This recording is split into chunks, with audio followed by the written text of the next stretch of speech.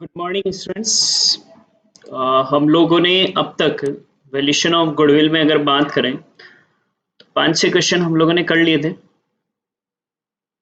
हम लोगों ने फर्स्ट क्वेश्चन हो गया, थर्ड हो गया था आपका, फोर्थ हो गया था, सिक्स्थ सेवंथ भी हम लोग कर चुके हैं। तो नेक्स्ट क्वेश्चन देख रहे हैं, प्रॉपर नोटबुक बनाते रहे ना। क्वेश्चन नंबर 12 बेटा हम लोग यहाँ पर देख रहे हैं। नेट प्रॉफिट गिवन है बेटा पिछले 5 साल का, और एवरेज कैपिटल एम्प्लॉयड ऑलरेडी दे रखी है। Normal rate of return 10% expected है, और आपसे कह रखा है कि calculate value of goodwill on the basis of annuity method से निकालना है। सुपर प्रॉफिट पर एन्युटी मेथड काम में लेना 5 साल के 10% इंटरेस्ट रेट पर। और कैसे आपका गुडविल का आंसर अलग हो जाएगा अगर आप कैपिटलाइजेशन मेथड करें सुपर प्रॉफिट के 10%। दो मेथड लेने, एक तो सुपर प्रॉफिट का एन्युटी मेथड और एक सुपर प्रॉफिट का बेटा हम लोगों को कैपिटलाइजेशन मेथड। सुपर प्रॉफिट पर करना है तो बेटा 4 स्टेप लगती है।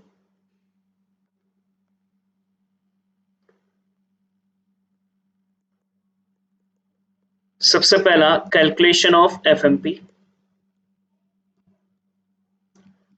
और याद आए तो बेटा एफएमपी के लिए एक टेबल बनाते हैं, उसमें 4 इफेक्ट आते हैं, abnormal loss, abnormal profit, stock effect, और एक आप लोगों का अकाउंटिंग एरर। पर क्वेश्चन में ना तो कोई एबनॉर्मल लॉस है, ना ही एबनॉर्मल प्रॉफिट है, ना ही कोई स्टॉक इफेक्ट है, ना ही कोई अकाउंटिंग एरर है, तो टेबल बनाने की जरूरत नहीं है। और प्रॉफिट टेबल वो तो नहीं बनेगी, लेकिन आप प्रॉफिट अगर देखो ना तो 80, 84, 90, 92, 94 ये कंटिन्यूसली आप लोगों के लिए बढ़ रहे हैं।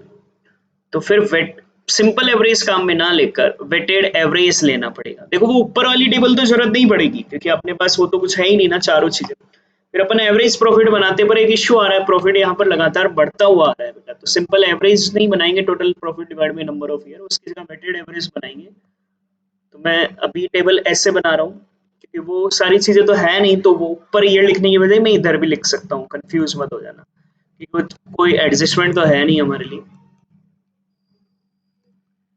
प्रॉफिट है अपने पास 80, 84,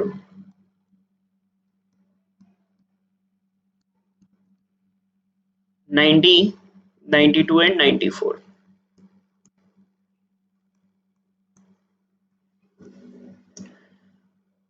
प्रॉफिट लगातार बढ़ते हुए क्रम में बेटा, तो इनको अपन वेट देंगे 1, 2, 3, 4, 5।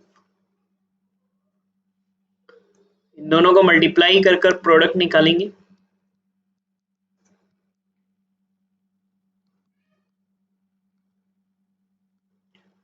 Profit into weight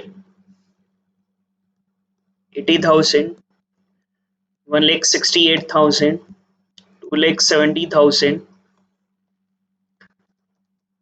92,000 into 4, 3,68,000, 94,000 into 5, 4,70,000। तो ये बेटा हमारे लिए टोटल प्रोडक्ट आ जाएगा।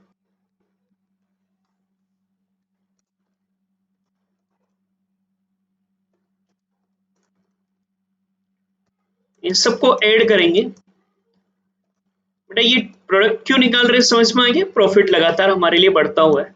13,56,000 टोटल वेट भी चाहिएगा।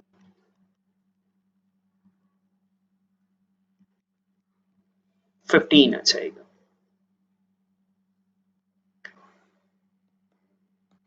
तो अब हम लोग वेटेड एवरेज प्रॉफिट बना देंगे।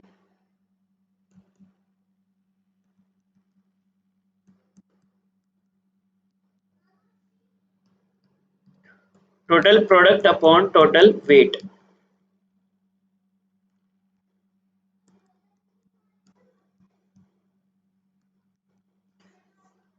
डिवाइड बाई 15, तो ये 90,400 आ जाएगा।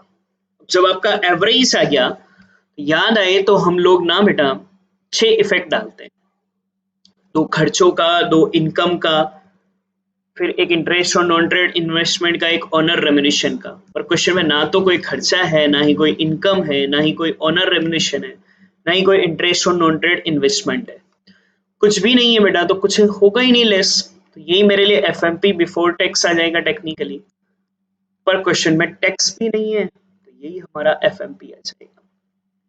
और जब हम एफएमपी निकाल चुके हैं बेटा तो स्टेप 2 में हम लोग नॉर्मल प्रॉफिट निकालेंगे एफएमपी इन सॉरी नॉर्मल प्रॉफिट निकालने के लिए average capital employed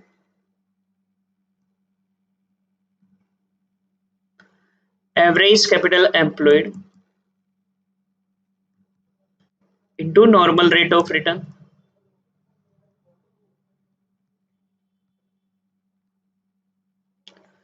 average capital employed वैसे तो निकालनी पड़ती है पर क्वेश्चन ने खुद ही दे दी है बेटा कि एवरेज कैपिटल एम्प्लॉयड 8 लाख है और normal rate of return 10%।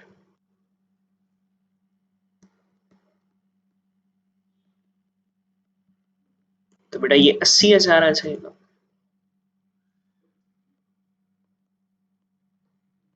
Step 3 में बेटा हम लोग सुपर प्रॉफिट निकाल सकते हैं।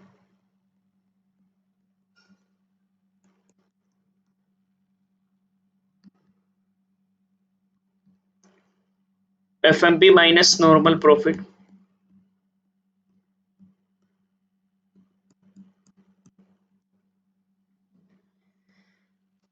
$10,400 ये आ गया। तो अब हम लोग वैल्यूएशन ऑफ गुडविल कर सकते हैं। बेटा ना वैल्यूएशन ऑफ गुडविल के लिए क्वेश्चन में आपसे कहा गया है कि 2 मेथड काम में लेने हैं। पहला कहा गया है कि वार्षिक प्रतिविधि बोले तो एनुअल एन्युटी मेथड और फिर कैपिटलाइजेशन मेथड। तो पहले हम लोग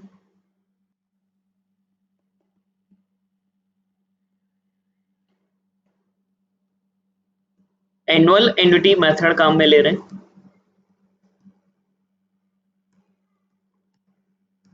सुपर प्रॉफिट पर लेना है, याद आए तो गुडविल का फॉर्मूला ऐसे लिखते हैं, super profit into present value of ₹1।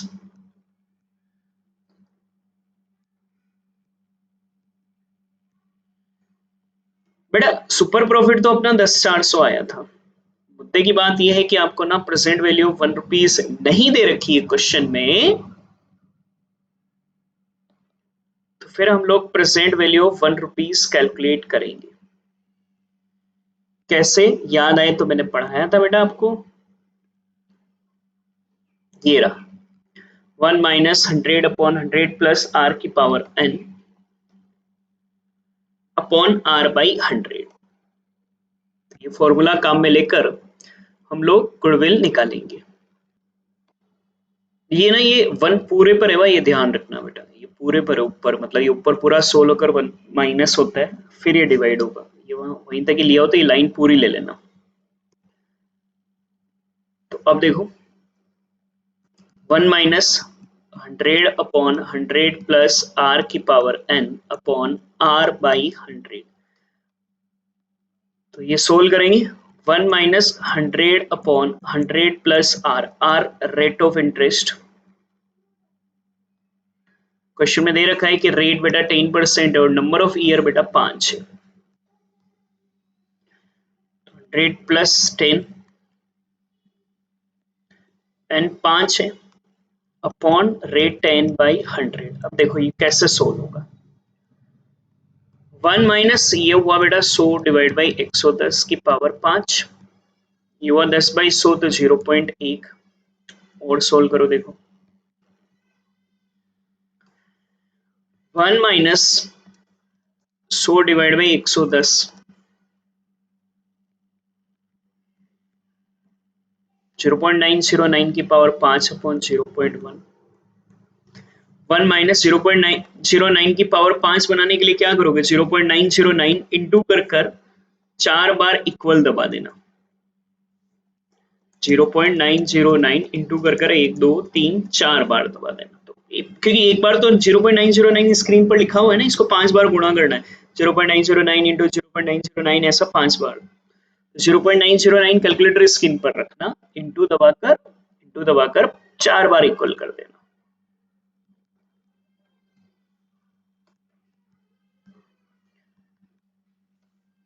आगे सोल्व करोगे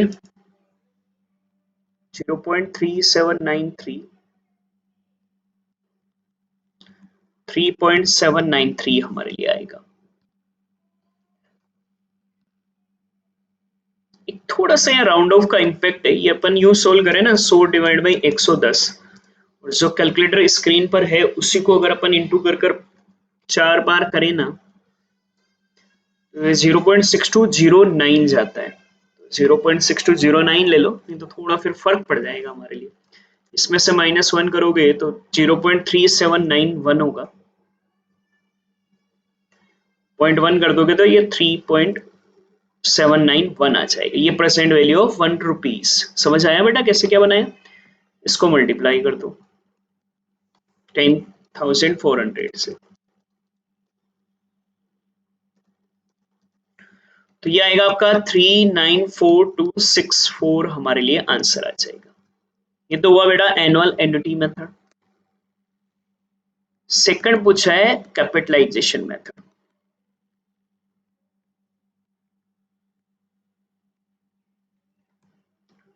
और बेटा ना कैपिटलाइजेशन मेथड में सुपर प्रॉफिट पर करना है तो गुडविल का फॉर्मूला बनता है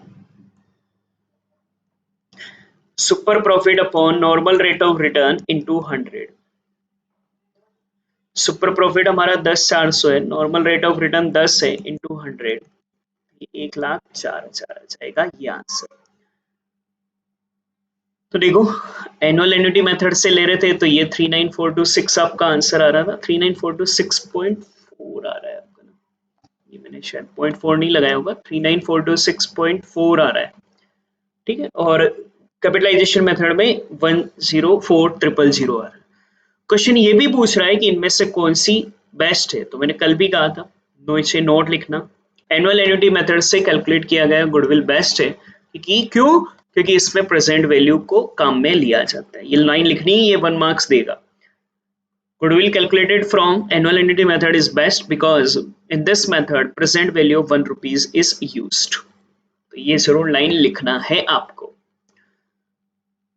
तो ये नोट करना है, स्क्रीनशॉट ले लो बेटा। अगर पहले अपन ने ये एफएफपी निकाला, फिर नॉर्मल प्रॉफिट, फिर सुपर प्रॉफिट, फिर वैल्यूएशन ऑफ गुडविल। कोई भी डाउट हो तो बेटा आप व्हाट्सएप कर दें तो मैं सॉल्यूशन बता दूंगा, कोई कंफ्यूजन हो तो, पर प्रॉपर नोटबुक जरूर बनाते चलना।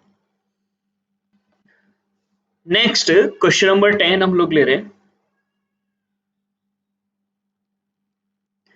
श्री रवि कुमार के पास से 1 लाख रुपए हैं, कुल पैसा 1 लाख है, उससे वो बिजनेस खरीदने की सोच रहा है। अगर वो उस रकम को 7.5% की आय पर ना एक भवन को दे सकता है, जिससे उसको 7.5% मिल जाएंगे, ये तो नॉर्मल रेट ऑफ रिटर्न हो जाता है। अगर वो कहीं और नौकरी करता है तो उसको 600 रुपए मंथली बेटा वेतन मिल सकता है, ये ओनर रेम्युनरेशन हो जाएगा। और इस बिजनेस को खरीदने पर ना उससे 18,000 रुपए एवरेज बेटा हर साल प्रॉफिट होगा,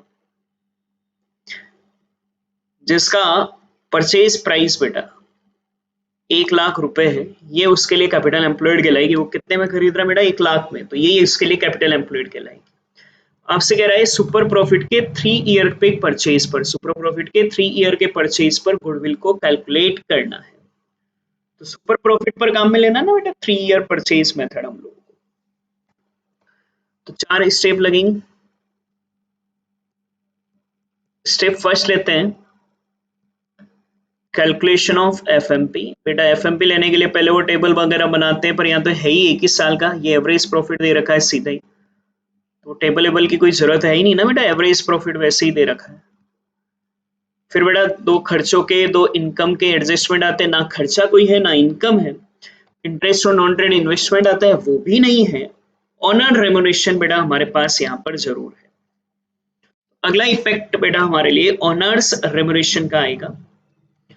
ऑनर रेम्युनरेशन बेटा हमको दे रखा है कि हम कहीं और काम करते हैं ना तो 600 रुपए मंथली कमाते हैं, ये ऑनर्स रेम्युनरेशन कहलाएगा। सॉरी लेस करते हैं बेटा,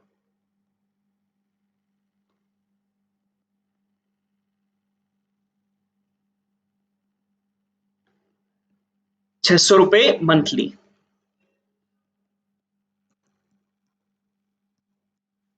लेस कर दो,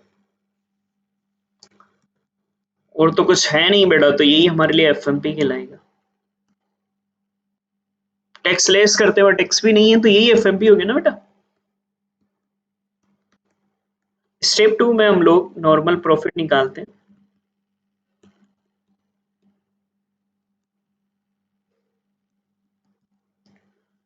नॉर्मल प्रॉफिट का हमारा फॉर्मूला होता है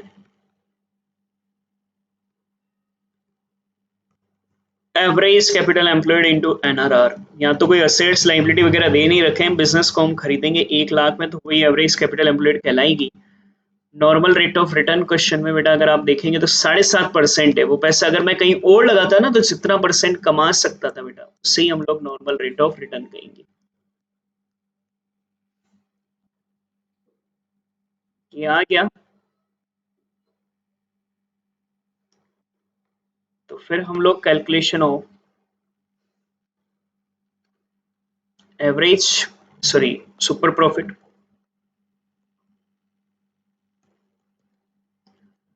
सुपर प्रॉफिट होगा बेटा एफएमपी माइनस नॉर्मल प्रॉफिट।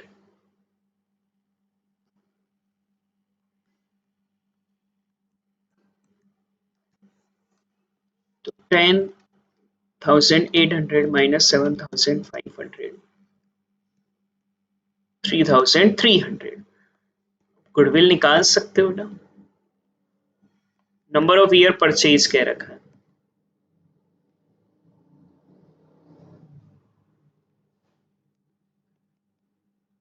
तो सुपर प्रॉफिट पर लेना है, पढ़ो कितने भी ईयर के हिसाब से क्वेश्चन कह रखा है बेटा, 3 ईयर के परचेज के हिसाब से। तो फिर गुडविल हमारे लिए निकल जाएगा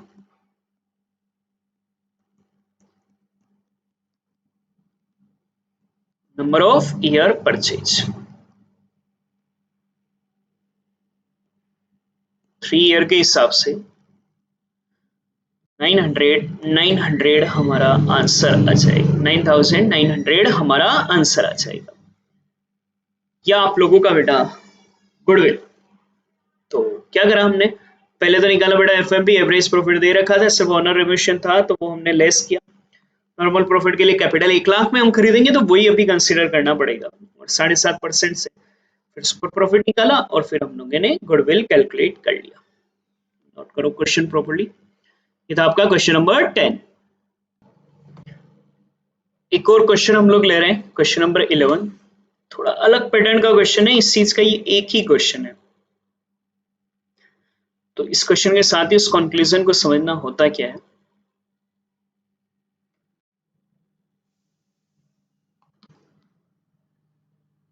क्वेश्चन नंबर 11 हम लोग देखेंगे अभी। देखो, लास्ट 5 ईयर के डिटेल दे रखी है।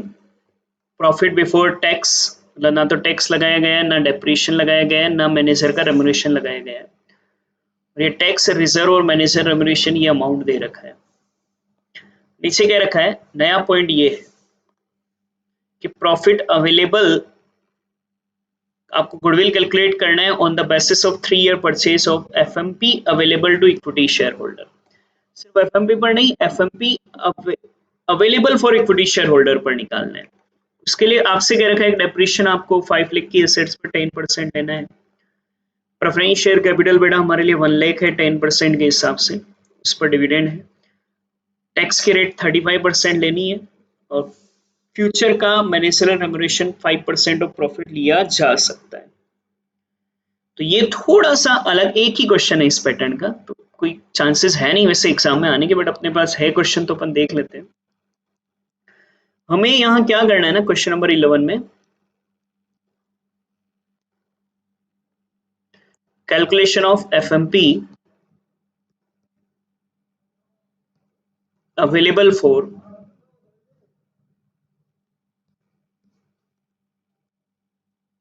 Equity share holder.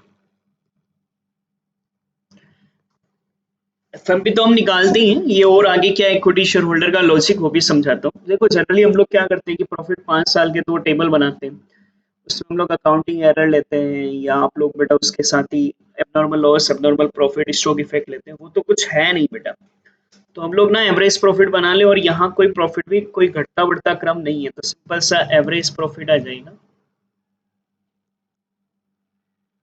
ये लाइन ये मैं यहाँ भी लिख रहा हूँ, ये एवरेज प्रॉफिट जो दिया हुआ था प्रॉफिट अपने को बिफोर टैक्स था,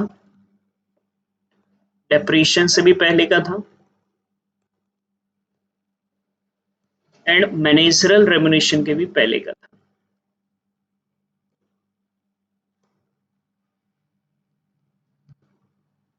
तो क्वेश्चन ही अपना ऐसा ही था, तो वैसे ही हम लोगों ने लिखा है।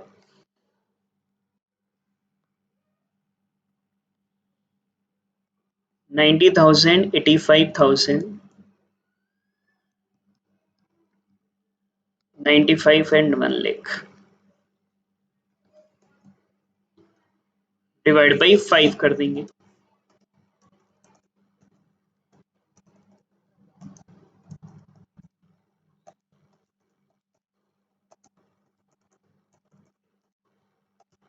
तो बेटा ना ये आएगा हमारे लिए 89,000। अब समझना, मुझे चाहिए FMP for equity share holder. अब प्रोसेस समझना मेरा पूरा। ये प्रॉफिट ना टैक्स, डेप्रिसिएशन और मैनेजर रेम्युनरेशन घटाने से पहले का है। अपन एफएम में पढ़ेंगे, अभी लिख लें सिर्फ, अपन एफएम में पढ़ेंगे बेटा, सबसे पहले डेप्रिसिएशन घटाया जाता है। 5 लाख की असेट्स थी, पहले पॉइंट में कह रखा है बेटा ना, उसका 10% डेप्रिसिएशन लेना है।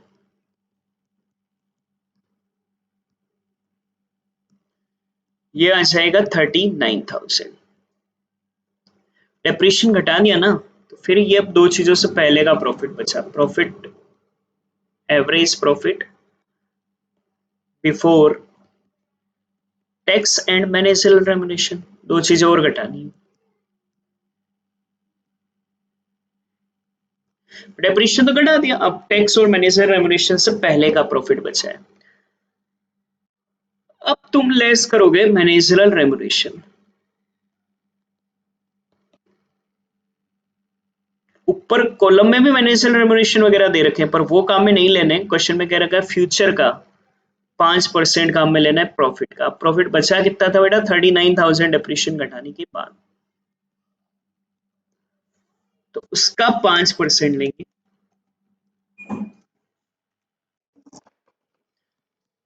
1950,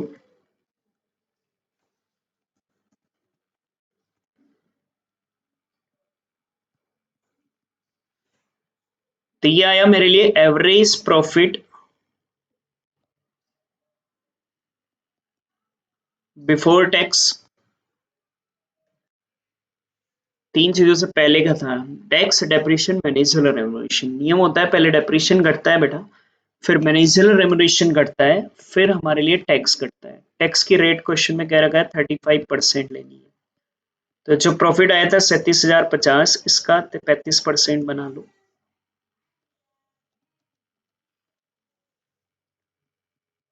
वन टू 96.75 टू 967.5।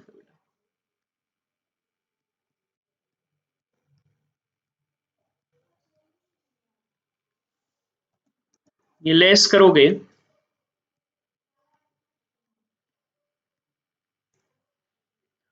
तो ये हमारे लिए एवरेज प्रॉफिट आफ्टर टैक्स आएगा। टैक्स भी घटा दिया ना बेटा, टेक्निकली ये एफएमपी आ जाएगा, पर मुझे कैलकुलेशन एफएमपी पर नहीं करनी है। क्वेश्चन ने कह रखा है FMP for equity share holder पर करनी है, मतलब इतना एफएमपी है हमारा, ये इतना प्रॉफिट है जो कि दो जनों को मिलता है। एक मिलता है बेटा प्रेफरेंस शेयर को, एक मिलता है इक्विटी शेयर को। आपको याद होगा इतना से, तो 12th में आपने पढ़ा होगा, पहले डिविडेंड बेटा प्रेफरेंस शेयर को दिया जाता है। तो क्योंकि मुझे एफएमपी पर कैलकुलेशन करने को कहता ना, तो बेटा मैं इसको काम में लेता। पर क्वेश्चन कह रहा है FMP available for equity share holder पर करना है, मैं क्या करूंगा, इसमें से जो प्रेफरेंस शेयर को डिविडेंड दिया जाएगा ना, उसको लेस कर दूंगा। प्रेफरेंस शेयर मेरे लिए, ये इस पैटर्न का एक ही क्वेश्चन है बेटा, सिर्फ 1 लाख का 10% है।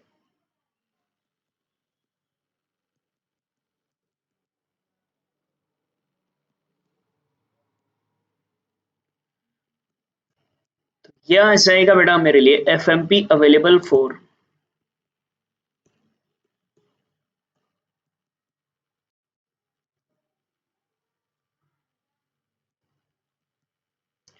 Equity share holder. अब बस अब आप गुडविल निकाल सकते हो उसके कितने वर्षों के क्रय के आधार पर, 3 वर्षों के क्रय के आधार पर निकाल। तो फिर यहाँ ना गुडविल का पर्टिकुलर इस क्वेश्चन के लिए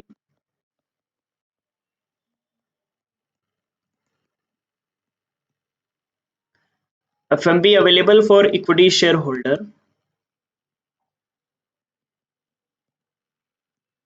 into number of year purchase हो जाएगा बेटा। प्लीज बुक खरीद लें, अननेसेसरी टाइम वेस्ट मत करना। 14082.5 इंटू 3,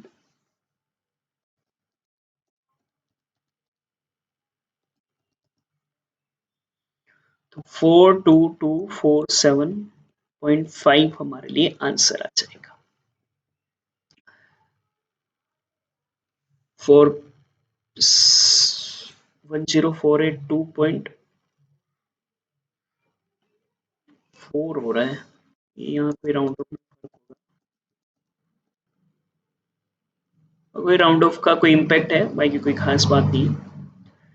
यह आप लोगों का क्वेश्चन। तो पहले अपन ने क्या करा, पहले तो लेस होता है बेटा डेप्रीशिएशन, डेप्रीशिएशन लेस होने के बाद, डेप्रीशिएशन लेस होने के बाद मैनेजरल रेम्यूनरेशन, फिर बेटा आपका टैक्स, फिर जो बचता है उसमें से प्रेफरेंस शेयर डिविडेंड देकर फिर इक्विटी शेयर के लिए अवेलेबल FMP हमने निकाला। ऐसा सिर्फ एक सिंगल क्वेश्चन ही है, सिर्फ एक सिंगल क्वेश्चन ही बेटा हमारे लिए। तो ये नोट कर लें, कल हम लोग कुछ नए क्वेश्चंस को लेंगे।